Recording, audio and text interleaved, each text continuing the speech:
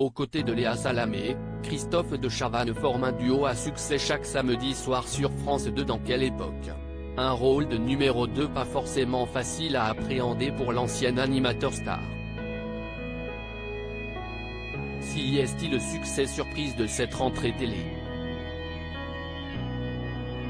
Avec 1,2 million de téléspectateurs de moyenne et 16% de part de marché, quelle époque fait mieux que Laure Ruquier et On est en direct, la saison dernière?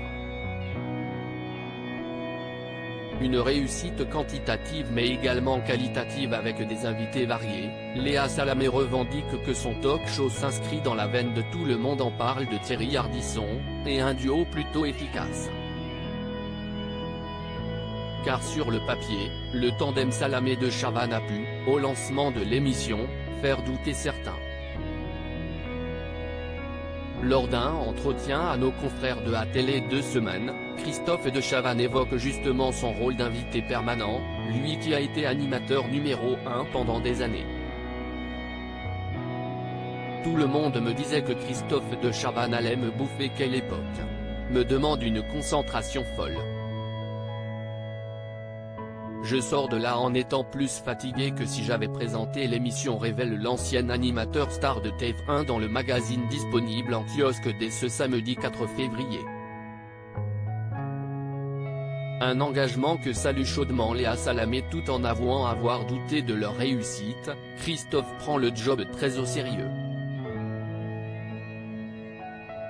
Il m'appelle régulièrement également pour me donner des conseils et se plaît à me voir progresser.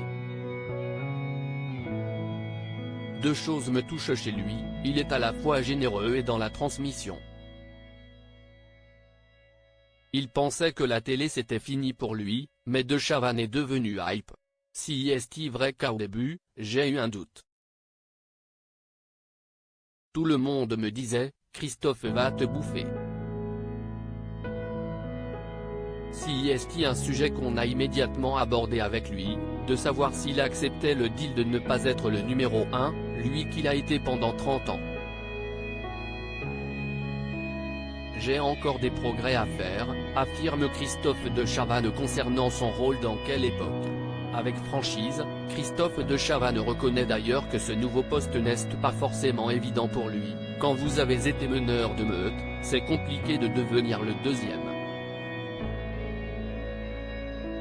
J'ai encore des progrès à faire. Sur les premières émissions, j'ai été mauvais. Heureusement qu'il y avait du montage. Je me lâche davantage maintenant. À lire aussi Ça c'est dégueulasse, Christophe de Chavannes d'humeur exécrable après avoir fêté son 65e anniversaire dans Quelle époque.